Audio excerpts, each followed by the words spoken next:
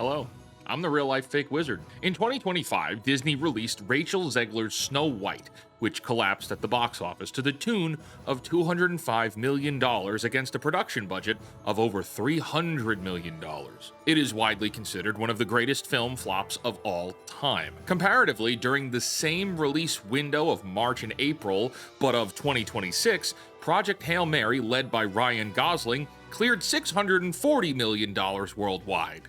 Today, it's the second highest grossing film of 2026 and is the largest opening in Amazon MGM's history. The official explanation for why these two movies have such wide success gaps are usually reduced to phrases like franchise fatigue or bad movie fatigue. These phrases don't actually do anything. They mean nothing. They don't diagnose the problems we find in modern media today at all. If anything, franchise or bad movie fatigue is just a Snoopy Band-Aid applied to a jugular wound. Why would there be fatigue at all, right? See, the implication of using these phrases accidentally puts the responsibility of a media's failure upon the audience, which is certainly something Hollywood trades love to do. But why is it the audience's fault? It shouldn't be. Superman flopped at the box office. Oh, it's the audience's fault. Snow White tanked. Oh, it's fatigue. The audience didn't show up. The audience is the one experiencing the fatigue and therefore not doing the thing we want them to do. It's their fault. Well, for years, the narrative of fatigue has carried on as a kind of a crutch to explain why certain media fails while never accounting for media that does succeed. Why can Spider-Man No Way Home pull nearly $2 billion at the box office during the COVID mask-up lockdowns, but both Eternals and Shang-Chi each flop during the same year? Is it fatigue at all? Or is there something else there? Well, let's look at Snow White and Project Hail Mary once more. With Snow White, at its core, the film is a lecture about rebellion. It's a sermon. Project Hail Mary is nothing more than a story. It's meant to do one thing, and that is entertain. But let's dig in deeper to that, right? Because it would be too generalized as a statement to say all media that lectures and attempts to finger wag at the audience underperforms or suffers audience fatigue. Look at 2025. Lilo and Stitch is loaded in modern Hollywood sensibilities, and yet it cleared over $1 billion. So no, it's deeper than that. And if we look deeper, we're going to find that the default core, the baseline tone of modern Western film and prestige television of today is something audiences are truly sick of. And we can render that down into one word. The word is cynicism. Sometime during the 2010s, personally I'd say around 2013 based on the Island Man's emails, the entertainment industries, plural, traded the language of wonder and optimism for the language of cynicism and pessimism towards our perceived world. And ever since, has been losing audience trust. Without being able to put it into words, people have naturally just disconnected from the mainstream, almost instinctually. If you ask any normie on the street why they stopped watching Disney movies, or why they didn't like the Stranger Things ending, or why they stopped seeing movies in theaters at all, what you're going to hear is some variation of, it's just not good anymore, and it's boring. And that's because the people making these things themselves aren't good anymore. Well, we can learn something inside of that, both as a diagnosis as to what's gone wrong in the grander entertainment system, but also about human beings ourselves. Good stories still matter.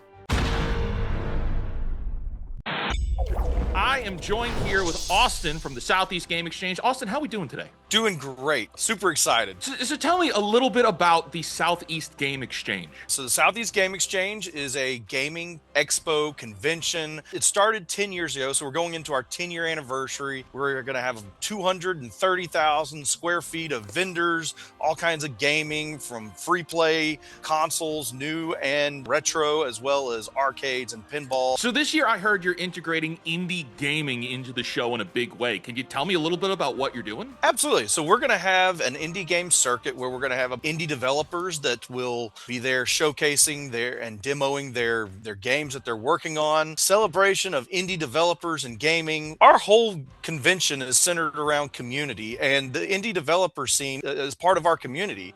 And a lot of the problems that they have is really just kind of discoverability. We're going to highlight these guys, and we're really excited to kind of bring them to the forefront of our show. We still have those applications available, so they can go to southeastgameexchange.com to apply. And where can everybody else get tickets to the show?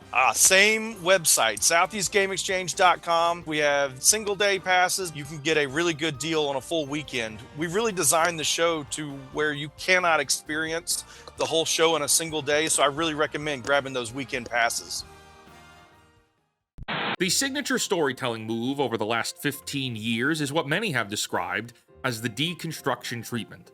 This is when they take a beloved character that audiences have positive emotional connections to, and because of those positive connections and what the character represents, they reintroduce him, the hero, as a defeated, depressed, alcoholic, broken, miserable husk who needs the new story to teach him that his old self was a delusion. There are plenty of examples of this. Luke Skywalker, Indiana Jones, Han Solo, Leia Organa, it's not just men, Daredevil, Joel from The Last of Us, James Bond, the Mandalorian himself, John Connor, Thor, Peter Parker, and most recently, the Punisher too. It's as if, let's say, the last time we saw this character, audiences loved them for what they represented and what they achieved.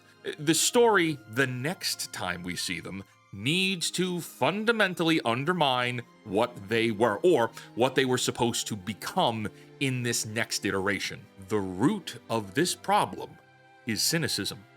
Writers no longer believe that protagonists should embody heroic and/or humanity-first values. And that's not saying that every story should be sunshine and rainbows. That's not it at all. Do not misconstrue what I'm saying. If we look at Bruce Banner, this is a character who was abused from childhood, witnessed his father murder his mother, attempted to take his own life. If he gets too emotional, he turns into a green rage monster. Depending on the iteration, he's lost romantic partners, friends have suffered and died, and yet, despite all of that, despite that isolation, he still lives. Like he still has something to live for. To at least keep trying. See that's it. The willingness to keep living despite the traumas and pains of the past. Cynicism towards that character would be found in something like She-Hulk, where the writers thought it would be a good idea to have Jen lecture her cousin Bruce that she can easily control her emotions infinitely better than him because she's a woman, and women lead harder lives than men just by existing. That being catcalled in the street or mansplained at is infinitely more traumatic than attempting to end one's own life or witnessing the murder of one's own mother. Now, yes, of course, this is just one example that's been overanalyzed by countless other YouTube channels, but foundationally, why? Why are writers today so cynical towards our heroes? Well, what are heroes and why do they matter? A real hero, or in this case we'll define it as a real protagonist, is a vessel the audience is meant to empathize with, to step inside of, to see themselves in. Protagonists begin flawed and afraid, inadequate to whatever's coming at them. They have to be recognizable as carrying real human qualities, even when the character happens to not be human or not be of Earth. We, as the viewer, have to be able to connect with the structural human qualities in the protagonist, regardless of what they look like. And they must be flawed. Why? Because we are flawed. And we know we're flawed. Flaws make you relatable. Vulnerabilities make you real. Without flaws to overcome and acknowledge, there's nothing in the story for the audience to actually go through with the character. A story exists to put a protagonist under the pressure of their own vulnerabilities until something cracks open and something better emerges on the other side. That's the point of a story in the first place. Modern media depicts vulnerability in a very specific and very fake way. The protagonist's only flaw in most media today is that they haven't yet realized how special they are. The growth they undergo through the story is a permission permission to be the person they were on page 1, just with the audience clapping for them now. In Doctor Strange and the Multiverse of Madness, America Chavez is told that she's had the power inside of her all along to defeat the Scarlet Witch. And just like that, she's strong enough to defeat the Scarlet Witch. She didn't have to become anyone. She just had to be told she was already enough. That's not how the real world works. None of us walk around with secret innate greatness waiting to be unlocked by a kind word from a wise mentor. Real growth costs you something, and it has to hurt. It usually has to hurt a lot. You fail before you succeed. You become someone other than who you were when you started, and the person you become has to be built from the inside out. All of these fake protagonists are a rejection of human truth. Pretending otherwise, like you're innately gifted, is the lie that these modern writers keep asking the audience to swallow. Okay, so why? Why do writers today keep handing out fake victories to characters who haven't earned them? Why do they keep stripping real, honest vulnerabilities out of protagonists in the first place? Well, the answer has very little to do with storytelling as a craft. It has more to do with who the writers are themselves. The American entertainment industry pulls almost exclusively from the same narrow funnel. A handful of MFA programs in a handful of coastal cities. A handful of online tastemaker circles where you have to say the right things to get the right gigs. The people who get hired share a worldview before they ever write a single line of dialogue. The selection pressure runs on social connections and ideological alignment. Who you know and what you say in public matters more than whether you can write a story a stranger in Ohio will pay to watch. Inside that funnel, a very specific worldview gets absorbed by everyone. Tradition is suspect. Religion gets recoded as hypocrisy. Working class life is bigotry waiting to be exposed. Romance gets deconstructed into a power dynamic. Heroism is naive at best and complicit at worst. Beauty gets called regressive. Patriotism is embarrassing. The writers spend years marinating in this view of the world before they ever sit down to write a script for a mass audience. By the time they get the gig, they can't take the things their audience actually loves seriously because they've been trained for over a decade to view those things as a problem. You know, sincerity is a critical issue in modern media today. Most films are too skittish or cowardly or both, and so they default to wink nod at the camera as if to say to the audience, we believe what we're doing is cringe, but we're in on it with you because you should also think it's cringe. The only true sincerity you'll find in most media today is sincere cynicism. It belongs to the people writing the scripts, and it reflects what they actually believe about their audience. These writers genuinely look at the audience, and they see a problem to be educated. They genuinely believed Luke Skywalker needed to be deconstructed, and they genuinely believed Bruce Banner needed to be lectured about emotional regulation by an overtly feminist lawyer. The contempt comes through in the writing because it lives fully and unironically in the writer. And this is exactly why these writers can't produce a real protagonist anymore. A real protagonist demands that the writer recognizes their own flaws, to know, like from the inside, what it feels like to be afraid and ashamed and wrong. A writer who has convinced themselves they are the corrective force in the culture, the educated mind sent down to fix the unenlightened audience, has no access to relatability. They've stopped being able to see themselves as flawed. So what comes out of the keyboard is a protagonist who, like the writer, is already correct from the get-go. The protagonist's journey that we're all supposed to be watching is just the rest of the story catching up to the writer's superiority. Normal audiences live in a world these writers don't touch. They raise kids and hold down jobs. They go to church on Sundays. They serve in the military. They marry the opposite sex. They love their parents and seldom root for their country. To the modern writer, every one of those things I just listed looks like a problem.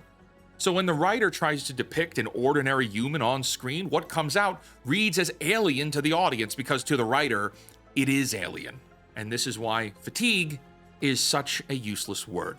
The audience is being addressed over and over by people who don't share a world with them and don't appear to like the world they're being shown. No amount of marketing dollars, Burger King crowns, or Bath & Body Works colognes will fix that. The problem is the people making the stuff. So if the writers stewarding modern entertainment no longer believe in real protagonists and no longer love the humanity they're writing for, what then does or did the alternative look like? What does a good story do for people, and why do we need them so badly? Stories aren't entertainment in the disposable sense, and they never have been. They're how human beings transmit what we know about being human. What courage costs, what love requires, what failure teaches, what growing up actually feels like. And that's across generations of people who would otherwise have no way to learn any of it before they had lived it. Every culture on Earth, with no exception ever found by anthropology, developed elaborate storytelling traditions independently of every other culture. That means storytelling is a species-level technology on the order of language and communication itself. Stories exist because they kept our ancestors alive across the centuries when one generation needed to teach the next how to survive. A good story does something specific to the brain of the person experiencing it.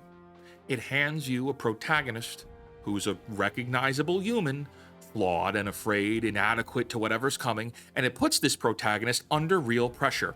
And it lets you live through the pressure with them, safely, in the dark of a theater perhaps. Or on your couch at home. You come out on the other side having rehearsed, in a way, what it would feel like to face that same kind of pressure in your own life. Aristotle called this catharsis 2,400 years ago. The mechanism hasn't changed because human beings haven't actually changed. What a good story does for an audience is show you what becoming someone actually takes, be it the cost, the fear, or failure, and then the moment of choosing to keep going despite having every reason to stop. I'm sick of talking about this movie because these clips are really hard to put in the videos, but Project Hail Mary is the cleanest recent example of what this looks like when an industry actually does its job. Ryan Gosling plays a man who wakes up alone on a spacecraft with no memory of who he is and no understanding of why he's there. Slowly, he's forced to realize he's been sent on a mission he cannot possibly complete by himself. He is afraid for almost the entire film, whether he shows it or not. He fails repeatedly. The science doesn't work on the first try, and the plan doesn't work on the first try either. He has to learn, and the learning is slow and humiliating in the specific way real learning actually is. And I sure as heck can't believe what I'm about to say now, but The Sheep Detectives works the same way from a totally different angle. This film hands its audience characters, most of them sheep, who are in over their heads and all with something real to lose and must become more than they were to handle what's coming. Every single character in this movie has flaws and vulnerabilities and must come to terms with those vulnerabilities in the most humanly authentic way possible. Seriously now. Go see Sheep Detectives. That sincerity issue I mentioned earlier in the video, yeah, these two films play like an antidote to that problem. Both of these films give the audience protagonists who must earn what they get.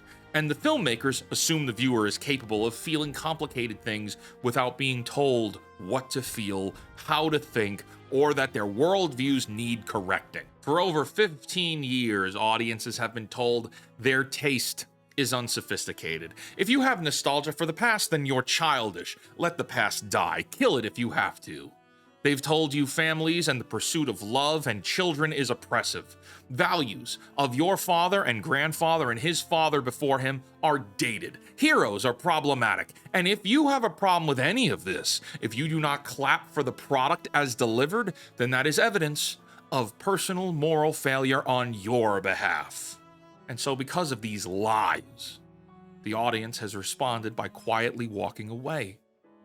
But there are still good things out there, if we just look for them and then support them when we find them.